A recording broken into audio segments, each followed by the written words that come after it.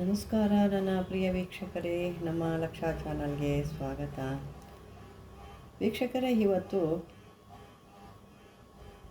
ನನಗೆ ಭಾಳ ದಿನಗಳಿಂದ ಕೆಲವೊಂದು ಪ್ರಶ್ನೆಗಳನ್ನ ಕೇಳ್ತಾ ಇದ್ದರು.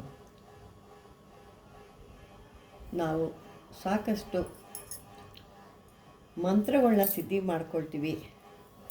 ಆ ಸಿದ್ಧಿ ಮಾಡ್ಕೋಬೇಕಾದ್ರೆ ಸಾಕಷ್ಟು ತೊಂದರೆಗಳು ಆಗುತ್ತೆ.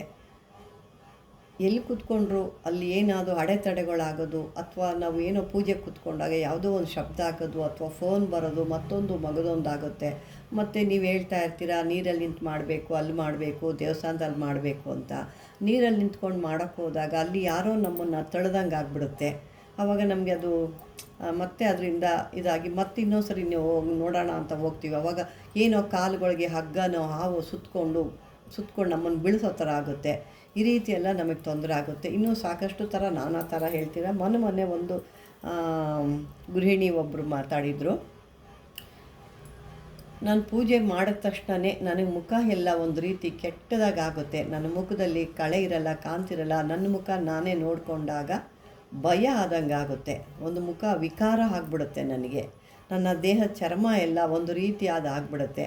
ಆವಾಗ ಅದನ್ನು ಯಾವ ರೀತಿ ಅಂತ ನಾನು ನಿಮ್ಗೆ ಹೇಳೋಕ್ಕಾಗಲ್ಲ, ಆ ರೀತಿ ಆಗುತ್ತೆ. ಪೂಜೆ ಮಾಡಿದಷ್ಟು ಕಷ್ಟಗಳು ಜಾಸ್ತಿ ಆಗ್ತಾಯಿದ್ದಾವೆ. ಅದು ಮನೇಲಿ ಎಲ್ಲರಿಗೂ ಆಗ್ತಾಯಿದೆ, ಒಬ್ಬರಿಗೆ ಅಂತಲ್ಲ, ಎಲ್ಲ. ನಾನು ಪೂಜೆ ಮಾಡಿದೆ ಅಂದರೆ ಮನೇಲಿ ಎಲ್ಲರಿಗೂ ತೊಂದರೆ ಆಗ್ತಾಯಿದೆ. ಕೆಲವ್ರು ಹೇಳ್ತಾವ್ರೆ ನನಗೆ ದೇವ್ರು ಕಟ್ಟಿದ್ದಾರೆ ಅದು ಇದು ಅಂತ ಹೇಳ್ತಾ ಇದ್ದಾರೆ. ಏನು ಮಾಡಬೇಕು ಇದಕ್ಕೆ? ಮತ್ತು ನೀವು ಕೊಡೋವಂಥ ಮಂತ್ರಗಳು ಹೇಳೋಕ್ಕೆ ಕೂತ್ಕೊಂಡ್ರು ನನಗೆ ಆ ಮಂತ್ರ ಯಾವುದೂ ನನಗೆ ಹೇಳೋಕ್ಕಾಗ್ತಾಯಿಲ್ಲ. ದೇಹದಲ್ಲಿ ಬಾಧೆಗಳಾಗುತ್ತೆ. ಈ ರೀತಿಯೆಲ್ಲ ಸಾಕಷ್ಟು ಜನ ಬೇರೆ ಬೇರೆ ರೀತಿಯೆಲ್ಲ ಕೇಳ್ತಾ ಇದ್ದರೆ, ಅದಕ್ಕೆ ಇವತ್ತು ನಾನೊಂದು ನಿಮಗೆ ಯಾವ ರೀತಿ ಹೇಗೆ ಮಾಡಬೇಕು ಅಂತ ಅದಕ್ಕೆಲ್ಲ ಅಂತ ಹೇಳ್ತಾ ಇದ್ದೀನಿ. ಇದು ಒಂದು ಶರೀರ ರಕ್ಷಾ ಮಂತ್ರ ಅಂತಂದ್ಬಿಟ್ಟು. ಈ ಶರೀರ ರಕ್ಷಾ ಮಂತ್ರ ಅಂದರೆ ಮೊದಲು ನಮ್ಮ ದೇಹ ಗಟ್ಟಿ ಇರಬೇಕು. ನಮ್ಮ ದೇಹನ ಆ ಒಂದು ನೆಗೆಟಿವ್ನ ಅಥವಾ ದುಷ್ಟಶಕ್ತಿಗಳನ್ನ ಅದನ್ನೆಲ್ಲ ತಡೆಯುವಂಥ ಆ ಶಕ್ತಿ ಅದಕ್ಕಿದ್ದಾಗ ಏನಾಗುತ್ತೆ ಹೇಳಿ, ಅದು ನಮಗೆ ಇಂಥದ್ದು ಯಾವುದೇ ಬಂದರೂ ನಮ್ಮನ್ನು ಅದು ನಮ್ಮ ಇರೋ ಶಕ್ತಿ ಅದು ತಡೆದು ಬಿಸಾಕುತ್ತೆ. ನಮ್ಮಲ್ಲಿ ಏನು ಇಲ್ದಿದಾಗ, ಶಕ್ತಿ ಇಲ್ದಿದಾಗ ಏನಾಗುತ್ತೆ ಹೇಳಿ, ಅದು ನಮ್ಮನ್ನು ತಳ್ಳುತ್ತೆ. ಈ ರೀತಿ ಬಾಧೆಗಳನ್ನ ಕೊಡುತ್ತೆ. ಅದು ಬೇರೆಯವರೇ ಮಾಡಿಸಿರ್ಬೋದು, ಯಾವುದೋ ದುಷ್ಟಶಕ್ತಿಗಳನ್ನಾದ್ರೂ ಬಿಟ್ಟಿರ್ಬೋದು, ಅಥವಾ ನಿಮ್ಮಲ್ಲಿ ಯಾವುದೋ ಪ್ರೇತ ಆವಾಹನೆ ಕೂಡ ಆಗಿರ್ಬೋದು, ಅಥವಾ ಯಾವುದೋ ನೀವು ಬರ್ತಾ ಹೋಗ್ತಾ ಇದ್ದಾಗ ಯಾವುದೋ ಒಂದು ಚೇಷ್ಟೆ ಕೂಡ ಇರ್ಬೋದು, ಅಥವಾ ನಿಮ್ಗೆ ಯಾವುದಾದ್ರೂ ಒಂದು ಮನೆಯಲ್ಲಿ ಕೂಡ ನಿಮ್ಗೆ ಯಾವುದೋ ಒಂದು ಇದು ಇರ್ಬೋದು. ಈ ರೀತಿಯೆಲ್ಲ ಸಾಕಷ್ಟು ಇದ್ದಾಗ ಏನು ಮಾಡ್ತೇವೆ, ಈ ಒಂದು ನೀವು ಮಂತ್ರಗಳನ್ನ ಅದು ಮಾಡಲಿಕ್ಕೆ ಬಿಡಲ್ಲ, ಅಥವಾ ನೀವು ಸಾಧನೆನ ನಿಮ್ಮನ್ನು ಮಾಡಲಿಕ್ಕೆ ಬಿಡಲ್ಲ.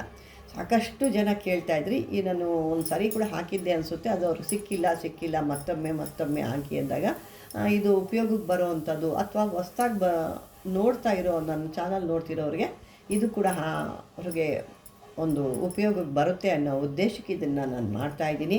ಇದನ್ನು ನೋಡಿದ ಮೇಲೆ ಹಾಗೆ ಬಿಡಬೇಡಿ. ಇದಕ್ಕೊಂದು ಲೈಕ್ ಮಾಡಿ, ಶೇರ್ ಮಾಡಿ, ಸಬ್ಸ್ಕ್ರೈಬರ್ ಮಾಡ್ಕೊಳ್ಳಿ. ಇಷ್ಟ ಆದರೆ ನಿಮಗಲ್ಲಿ ಇದರಿಂದ ಏನಾದರೂ ನಿಮಗೆ ಒಂದು ಸಂದೇಹ ಅಥವಾ ಪ್ರಶ್ನೆಗಳಿದ್ರೆ ಕಾಮೆಂಟ್ ಬಾಕ್ಸಲ್ಲಿ ಹಾಕಿ ಅಂತ ಹೇಳ್ತೀನಿ. ಬನ್ನಿ, ಈಗ ಇದನ್ನು ಯಾವ ರೀತಿ ಮಾಡ್ಕೋಬೇಕು, ಹೇಗೆ ಮಾಡ್ಕೋಬೇಕು ಅಂತೇಳೋಣ. ಇದಕ್ಕೆ ಬೇಕಾಗುವಂಥದ್ದು ಕೆಲವೊಂದು ಮಾಲೆಗಳು ಬರ್ತವೆ. ಈ ಮಾಲೆಗಳು, ಇಂಥ ಶರೀರ ರಕ್ಷಣೆಗೆ ಮಾಲೆಗಳು ಯಾವುದು ಅಂತಂದರೆ ಸ್ಫಟಿಕ ಮಾಲೆ, ರುದ್ರಾಕ್ಷ ಮಾಲೆ, ಕಮಲಘಟ್ಟ ಮಾಲೆ ಅಂದರೆ ಕಮಲಾಕ್ಷಿ ಮಾಲೆ, ಇವು ಬರ್ತವೆ. ಇನ್ನೂ ಬೇರೆ ಬೇರೆ ಕೂಡ ಬರ್ತವೆ. ಕೆಲವೊಬ್ಬರು ಪಾದರಸ ಮಣಿಯಿಂದ ಕೂಡ ಮಾಡ್ತಾರೆ. ಅದು ಭಾಳ ಶ್ರೇಷ್ಠ, ಆದರೆ ಅಷ್ಟೇ ಅದು ತಗೊಳ್ಳೋದು ಕೂಡ ಕಷ್ಟ ಇದೆ. ಎಲ್ಲರಿಗೂ ಸಿಗೋವಂಥ, ಕೈಗೆಟ್ಕೋ ಅಂಥ ಬೆಲೆಲಿಲ್ಲ ಅದು.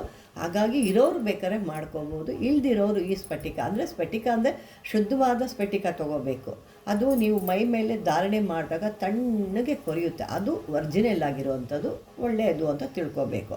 ಅದೇ ರೀತಿ ಮಾಡಿಕೊಂಡು ನೀವು ಮತ್ತೆ ಅದು ಇನ್ನೊಂದು ಅದರದ್ದು ಯಾವ ಥರ ನೀವು ಪ್ರಯೋಗ ಅದನ್ನು ಉಪಯೋಗಿಸ್ಬೇಕು ಅಂದರೆ, ನೀವೇನು ಮಾಡ್ತೀರಾ, ಅಂಗಡಿಯಿಂದ ತರ್ತೀರಾ, ಹಾಗೆ ಧಾರಣೆ ಮಾಡ್ತೀರಾ. ಅಥವಾ ಇನ್ನು ಕೆಲವರು ಏನಾದರೂ ಸ್ವಲ್ಪ ಬುದ್ಧಿವಂತರಿದ್ರೆ ತರ್ತೀರಾ, ನೀರಲ್ಲಿ ಸ್ವಲ್ಪ ಹದ್ದುಬಿಟ್ಟು ತೊಳೆದ್ಬಿಟ್ಟು ಧಾರಣೆ ಮಾಡಿಬಿಡ್ತೀರಾ. ಅದು ತಪ್ಪು, ಅದು ಸರಿಯಾದ ರೀತಿ ಅಲ್ಲ. ಅದನ್ನು ನಾವು ಅಂಗಡಿಯಿಂದನೋ ಮತ್ತೊಂದು ಕಡೆಯಿಂದನೋ ಇನ್ನೊಂದು ಕಡೆಯೋ ತಂದಾಗ ಅದನ್ನು ನಾವು ದೇವರಿಗೆ ಹೇಗೆ ಅಭಿಷೇಕ ಮಾಡ್ತೀವಿ ನೋಡಿ, ಅದೇ ರೀತಿಯೇ ಇದಕ್ಕೆ ಅಭಿಷೇಕ ಮಾಡಬೇಕು. ಎಲ್ಲ ಆದಮೇಲೆ ಒಳ್ಳೆ ಶುದ್ಧವಾದ ಗಂಗಾ ಜಲ್ದಿ ಅದನ್ನು ತೊಳೆದ್ಬಿಟ್ಟು ಒಂದು ಒಳ್ಳೆ ಬಟ್ಟೆಯಲ್ಲಿ ಅದನ್ನು ಒರೆಸಿ, ಅದಕ್ಕೆ ಒಂದು ಗೋಚೀಲ ಅಂತ ಬರುತ್ತೆ, ಅಥವಾ ಯಾವುದಾದ್ರೂ ಡಬ್ಬಗಳಲ್ಲಿ ಒಂದು ಚಿಕ್ಕ ಒಂದು ಪಿಂಗಾಣಿ ಡಬ್ಬನೋ ಅಥವಾ ಬೇರೆದೋ ಅದಕ್ಕಾಗಿ ಒಂದು ಡಬ್ಬನ ಒಂದು ಬಟ್ಟೆ ಹಾಕಿ ಬಟ್ಟೆ ಒಳಗಡೆ ಇದನ್ನು ಹಾಕಿ ಮುಚ್ಚಿ ಇಡಬೇಕು. ನಿಮಗೆ ಬೇಕಾದಾಗ ಮತ್ತೆ ಅದನ್ನು ಧಾರಣೆ ಬೇಕು ಮಾಡ್ಕೋಬೇಕು. ತದನಂತರ ಈ ಮಂತ್ರಗಳನ್ನ ಹೇಳ್ಕೋಬೇಕು. ಅದೇ ಹೇಳ್ತಾ ಇದ್ದೀವಿ, ಮೊದಲು ನೀವು ದೇಹ ರಕ್ಷಣೆ ಮಾಡ್ಕೊಳ್ಳಿ.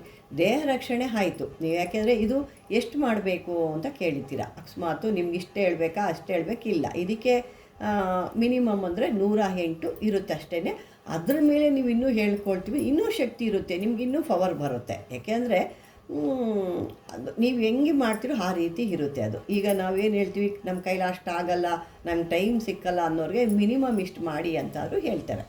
ಇಲ್ಲ ನಮಗೆ ಶಕ್ತಿ ಬರಬೇಕು, ನಮ್ಮ ದೇಹದಲ್ಲಿ ನಮಗೆ ಒಂದು ಆ ಶಕ್ತಿ ಬರಬೇಕು, ದುಷ್ಟಶಕ್ತಿನ ಒಡೆದೋಡ್ಸೋವಂಥ ನಮಗೆ ಶಕ್ತಿ ಬೇಕು ಅಂದಾಗ ಇದನ್ನು ನೀವು ಎಷ್ಟಾದ್ರೂ ಹೇಳ್ಕೊಬೋದು. 1000 ಹೇಳ್ಬೋದು, 5000, 10,000, ಲಕ್ಷಗಟ್ಟಲೆ ಕೂಡ ಹೇಳ್ಬೋದು. ನೀವು ಹೇಳಿದಷ್ಟು ಆ ಒಂದು ಶಕ್ತಿ ಬರ್ತಾ ಇರುತ್ತೆ ಆ ಒಂದು ಮಾಲೆಗೆ.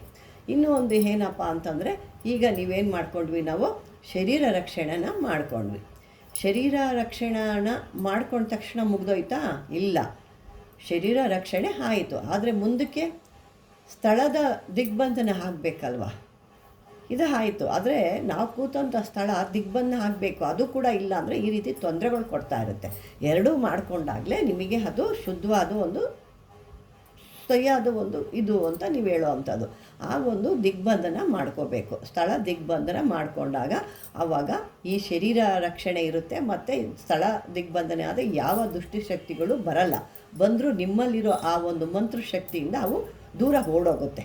ಈ ಇನ್ನೊಂದು ವಿಡಿಯೋದಲ್ಲಿ ನಾನು ನಿಮಗೆ ಆ ಸ್ಥಳ ದಿಗ್ಬಂಧನ ಹೇಗೆ ಮಾಡೋದು ಅಂತ ಹೇಳ್ತೀನಿ. ಈಗ ಇದನ್ನು ಪೂರ್ತಿಯಾಗಿ ಹೇಳಿಬಿಡೋಣ.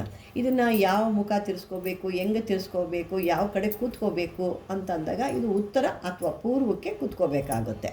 ಇದು ನನ್ನ ಮಣಿ ಹೇಳಿದ್ದೀನಿ, ಇದ್ರ ಮಾಲೆಗಳು ಏನೇನು ಅಂತ. ಇನ್ನೂ ಒಂದು ಏನಪ್ಪ ಅಂದರೆ, ಕೆಲವರು ದೇವ್ರಿಗೂ ಅದೇ ಮಾಲೆ ಹಾಕ್ತಾರೆ, ಇವರು ಅದನ್ನೇ ಹಾಕ್ಕೊತಾರೆ, ಮತ್ತು ಅದನ್ನೇ ಜಪ ಮಾಡ್ತಾರೆ, ಮತ್ತು ಅದನ್ನೇ ದೇವ್ರಿಗೂ ಹಾಕ್ತಾರೆ, ಮತ್ತು ಅವರು ಕೂಡ ಅದನ್ನು ಹಾಕ್ಕೊಳ್ಳಿ. ಇದು ತಪ್ಪು. ಇದು ಅದಕ್ಕೆ ಬೇರೆ ರೀತಿ ಇರೋವಂಥ ಮಣಿ ಇರುತ್ತೆ. ಇದು ಬಂದು ದೇವ್ರಿಗೆ ಧಾರಣೆ ಮಾಡುವಂಥದ್ದು ನೀವು ಹಾಕಬಾರ್ದು, ನೀವು ಹಾಕೋ ಅಂಥದ್ದನ್ನ ದೇವ್ರಿಗೆ ಧಾರಣೆ ಮಾಡಬಾರ್ದು. ಅದೇ ರೀತಿ ಜಪ ಮಾಲೆಗಳು ಮಾಡಿದ್ದು ನೀವೇ ಆಗಲಿ ದೇವ್ರುಗಳಿಗೆ ಆಗಲಿ ಹಾಕಬಾರ್ದು. ಅದು ಜಪಕ್ಕೆ ಅಂತಲೇ ಇಡಬೇಕು. ಇದು ನಿಮಗೆ ಮಾಲೆ ಹಾಕ್ಕೊಳ್ಳಿಕ್ಕೆ ಅಂತಲೇ ಇಟ್ಕೋಬೇಕು. ಅದು ಇನ್ನೊಂದು ನಿಮ್ಗೆ ಇಷ್ಟ ಬಂತು ದೇವ್ರಿಗೆ ಅಂತಲೇ ಇಡಬೇಕು. ಇದನ್ನು ಒಂದನ್ನೇ ಎಲ್ಲ ಕಡೆ ಹಾಕ್ತಾಯಿದ್ರೆ ಅದು ತಪ್ಪಾಗುತ್ತೆ. ಅದನ್ನು ನಮ್ಮ ದೇಹದ ಮೇಲಿರೋ ಅಂಥದ್ದನ್ನ ದೇವ್ರುಗಳಿಗೆ ಧಾರಣೆ ಮಾಡಬಾರ್ದು. ಮತ್ತು ಇನ್ನೂ ಏನಪ್ಪ ಅಂತಂದರೆ, ಆ ಒಂದು ಈಗ ನೀವು ಎಷ್ಟೋ ವರ್ಷದಿಂದ ಹೇಳ್ತಾ ಇದ್ದೀರಾ ಮಂತ್ರಗಳನ್ನ, ನಾವು ಕೊಟ್ಟಂಥ ಮಂತ್ರಗಳು ಹೇಳ್ತಾ ಇದ್ದೀರಾ, ಕೆಲವೊಂದು ವ್ಯವಸ್ಥೆ ಮಾಡ್ಕೊಳ್ತಾ ಇದ್ದೀರಾ. ಇವೆಲ್ಲ ನೀವೇನಪ್ಪ ಅಂದರೆ ಆ ಒಂದೇ ಒಂದು ಮಾಲೆ ಏನಿದೆ, ಅದು ಸ್ಫಟಿಕ ಇರ್ಬೋದು, ಬೇರೆ ಬೇರೆದಿರ್ಬೋದು, ಯಾವುದೇ ಇದು ಮಾಡ್ತಾ ಇದ್ದಾಗ ನಿಮಗೆ ಏನಾಗುತ್ತೆ, ಅದರಲ್ಲಿ ಒಂದು ಶಕ್ತಿಯನ್ನು ತುಂಬ್ಕೊಂಬಿಡುತ್ತೆ. ಫುಲ್ಲು ಶಕ್ತಿ ತುಂಬಿಕೊಳ್ಳುತ್ತೆ. ಆ ಶಕ್ತಿ ತುಂಬಿದಾಗ ಏನಾಗುತ್ತೆ, ನೀವು ಕಾರ್ಯಸಿದ್ಧಿ ಆಗಬೇಕು ಅಂದಾಗ ಆ ಮಾಲೆನ ಕಾರ್ಯಸಿದ್ಧಿಗೆ ಉಪಯೋಗಿಸಿ ಆ ಕಾರ್ಯಸಿದ್ಧಿ ಮಂತ್ರನ ಹೇಳಿ ಅದಕ್ಕೆ ಶಕ್ತಿ ತುಂಬಿ ಪ್ರಾಣ ಪ್ರತಿಷ್ಠಾಪನೆ ಮಾಡಿ ಅದೇ ಧಾರಣೆ ಮಾಡ್ಕೊಂಡು ಹೋಗ್ಬೇಕು. ನೀವು ಆ ಮಾಲೆನೇ ಧಾರಣೆ ಮಾಡ್ಕೊಂಡು ಹೋದಾಗ ನಿಮ್ಮ ಕಾರ್ಯಸಿದ್ಧಿ ಆಗುತ್ತೆ. ಅದೇ ನಿಮಗೆ ಶತ್ರುಗಳಿದ್ದಾರೆ ಅಂದ್ಕೊಳ್ಳಿ, ಆ ಶತ್ರುಗಳನ್ನ ಮಟ್ಟ ಹಾಕಬೇಕು. ಅವರು ನಿಮ್ಮ ಮುಖ ಕಂಡ್ರೆ ಆಗಲ್ಲ ಅಂದಾಗ ಮತ್ತೆ ಶತ್ರುನಾಶಕ ಅಥವಾ ಶತ್ರು ಮಿತ್ರತ್ವ ಮಂತ್ರ ಅಂತ ಹೇಳ್ಕೋಬೇಕು. ಅದನ್ನು ಹಾಕ್ಕೊಂಡಾಗ ಅದನ್ನ ಹೇಳಿ ನೀವು ಧಾರಣೆ ಮಾಡಿದಾಗ ಆ ಶತ್ರು ನಿಮಗೆ ಮಿತ್ರತ್ವವಾಗಿ ಬರ್ತಾನೆ. ಅದೇ ರೀತಿ ನಿಮಗೆ ಜನ ವಶೀಕರಣ ಆಗಬೇಕು ಅಂದಾಗ ಅದೇ ದಿನ ಅದಕ್ಕೆ ವಶೀಕರಣ ಮಂತ್ರ ಹೇಳಿ ಅದನ್ನು ನೀವು ಸಿದ್ಧಿ ಮಾಡಿಕೊಂಡ್ರೆ ಅದು ವಶೀಕರಣ ಮಾಲೆ ಆಗಿಬಿಡುತ್ತೆ ಅಲ್ವಾ. ಇದಾಯಿತು. ಈಗ ನಾನು ಒಂದು ಕೆಲವೊಂದು ವಿಡಿಯೋದಲ್ಲಿ ಹೇಳಿದ್ದೆ, ಒಂದು ಜ್ವಾಲಾಮಣಿ ಮತ್ತು ಇನ್ನೊಂದು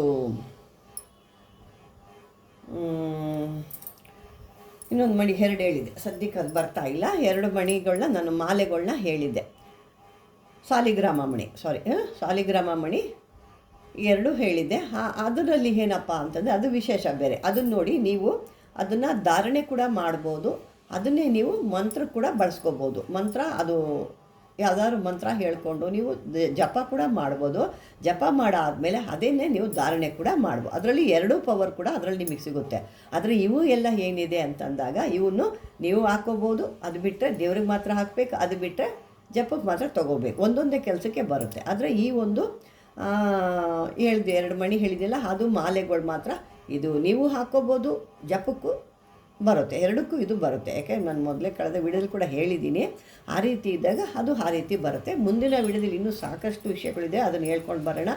ಈಗ ಈ ಒಂದು ವಿಷಯನ ತಗೊಂಡು ನಿಮ್ಮ ದೇಹ ರಕ್ಷಣೆ ಮೊದಲು ಮಾಡ್ಕೊಳ್ಳಿ, ನಂತರ ಸ್ಥಳ ಬಂಧನೆ ಮಾಡ್ಕೊಳ್ಳಿ, ನಂತರ ಅದನ್ನೆಲ್ಲ ಆ ಮಾಲೆಗಳನ್ನ ಯಾವ ರೀತಿ ಸಿದ್ಧಿ ಮಾಡ್ಕೋಬೇಕು ಅನ್ನೋದು ಮಾಡ್ಕೊಳ್ಳಿ ಅಂತ ಹೇಳ್ತಾ ವೀಕ್ಷಕರೇ, ಈ ಒಂದು ವಿಡಿಯೋ ನಿಮಗೆ ಸಾಕಷ್ಟು ಉಪಯೋಗ ಬಂದಿದೆ, ಎಷ್ಟು ಜನಕ್ಕೆ ಉಪಯೋಗ ಆಗಿದೆ, ಎಷ್ಟು ಜನಕ್ಕೆ ಇದ್ರ ಬಗ್ಗೆ ಗೊತ್ತು ಅಂತ ಕಾಮೆಂಟಲ್ಲಿ ಹಾಕಿ.